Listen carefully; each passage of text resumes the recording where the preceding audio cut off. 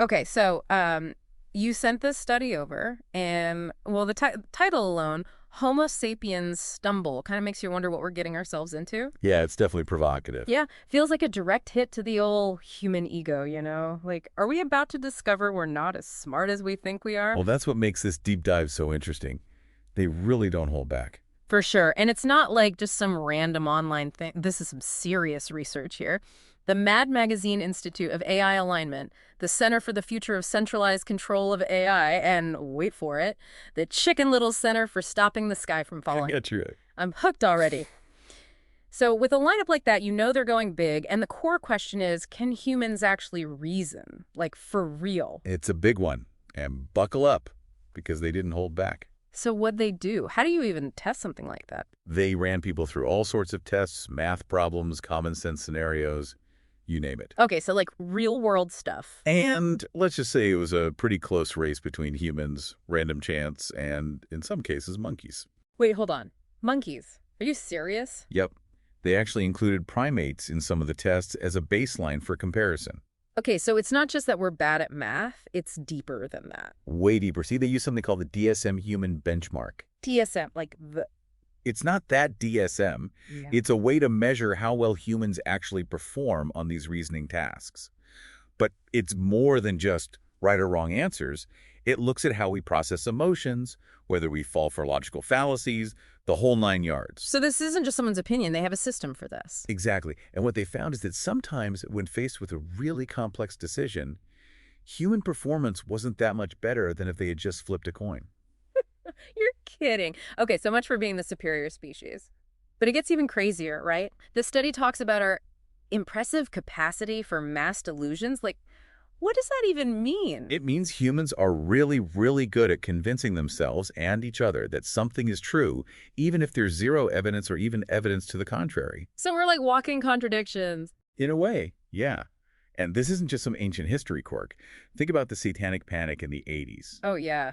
People were convinced there were, like, secret satanic cults everywhere. Exactly. People genuinely believed it, even though it turned out to be, well, unfounded. Or, you know, trails off, implying current events. Right, exactly. And look, this isn't about judging anyone for what they believe. It's about recognizing this very human tendency to latch onto big, sweeping narratives, often because they offer simple explanations for complex problems. Right. It's way easier to blame a shadowy cabal than to accept that sometimes bad things just happen, or that the world is just plain messy. Precisely. And this brings us to one of the most intriguing parts of the study, this whole concept of the mirror test. Okay, so at first I thought they were talking about, like, literally looking in a mirror. Right, it sounds kind of strange in that context. Yeah. But the mirror test here is metaphorical. It's about whether we can step outside of our own heads and recognize that our personal beliefs, our whole understanding of the world, isn't necessarily the objective truth. It's just our interpretation. So, like, my truth, your truth, but not the truth. Exactly. It's shaped by so many factors we may not even be aware of. Our upbringing, our experiences, the people we surround ourselves with. So, like, our brains are basically just a collection of random on and off switches that have been flipped by our experiences, and that creates our whole reality. It's a simplification, but yeah, kind of. And those switches determine how we process information, what we believe, how we make decisions, the whole shebang. So basically, we're all walking around with these, like, customized delusion generators in our heads. No wonder we stumble. Let's wonder we ever get anything right, honestly. And you know what? Things get even wilder when you start talking about what happens when you put a bunch of these delusion generators together in a group.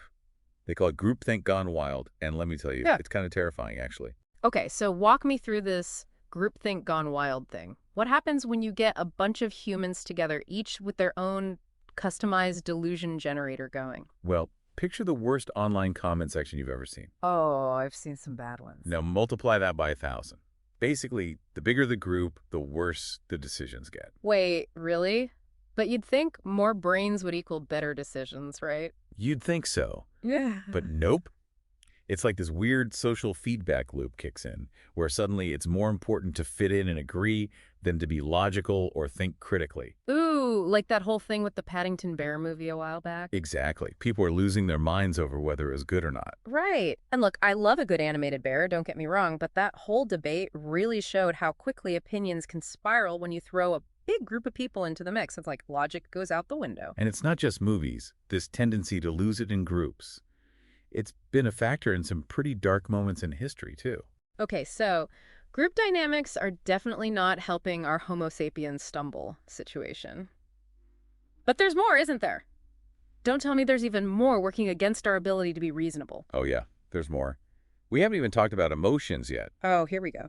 Emotions. A study calls it emotional reasoning, and we all do it. It's that struggle between what we know we should do logically and what our gut is telling us.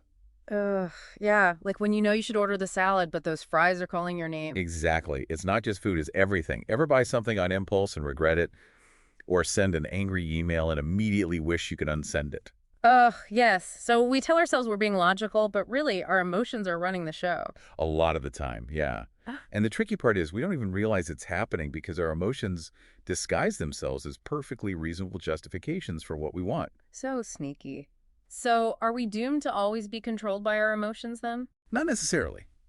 Just like with that mirror test, awareness is key. The more we understand how our emotions try to trick us, the better we can catch ourselves in those moments. So hit the pause button before giving in to the emotional impulse. Exactly. Breathe, think it through objectively, and then decide. Easier said than done, I know, but that's the goal. Okay, so we've got group dynamics messing with us, our own emotions secretly calling the shots. And to add to all of that, there's something called bandwagon bias, right? That's that whole monkey see, monkey do thing, isn't it? Pretty much. We humans, we want to fit in, belong to the group. So we often just adopt the beliefs and behaviors of those around us without even realizing it. Which is how we end up with some truly questionable fashion trends looking at you. Low-rise jeans from the early 2000s. We all make mistakes. True, true. But this bandwagon thing is bigger than just fashion. It can have some real consequences, right? Oh, absolutely. Think about things like witch hunts, or mass hysteria, or even now, with how fast misinformation and conspiracy theories spread online. It's all tied to this urge to believe what everyone else believes. So sometimes our brains prioritize fitting in over actual truth. That's kind of disturbing when you think about it. It is. And it goes back to what we were talking about earlier. Our brains crave a good story, even if it means sacrificing logic to get it. It's like that Monty Python bit, Something Yeah. about energy fields, and I don't even remember it all, but it sounded so profound, even though it was total nonsense. That's the thing. Something meaningless can sound believable if it's said with enough confidence. Especially if it's coming from someone we think is an expert, or if everyone else is already nodding along. It's like we just want to go with the flow, even if it makes no sense. So after all this research, it feels like our brains are practically working against us. It's true. It's not a very flattering picture of human rationality. Not at all. So what's the final word?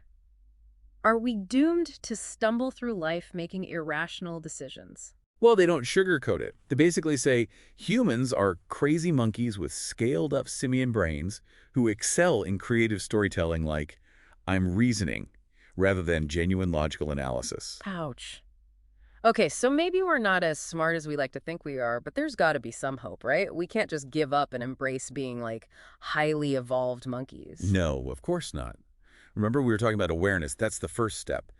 Just recognizing these biases, these tendencies we have. Right, like shining a light on these things that are usually happening in the background. Exactly. Once you see how your emotions try to trick you or when you're about to just follow the crowd, then you can at least try to make a conscious choice. Okay, I get that. But knowing is one thing. Actually changing our behavior is tough. Oh, for sure. Mm. It takes effort, and there's no magic solution. But even small changes can make a difference. Like next time you have a decision to make, especially a big one, try taking a step back. Ask yourself, am I really thinking clearly here? Or are my emotions driving this? Am I just feeling pressured by other people? So it's about cultivating that inner skeptic. I like it. Yeah.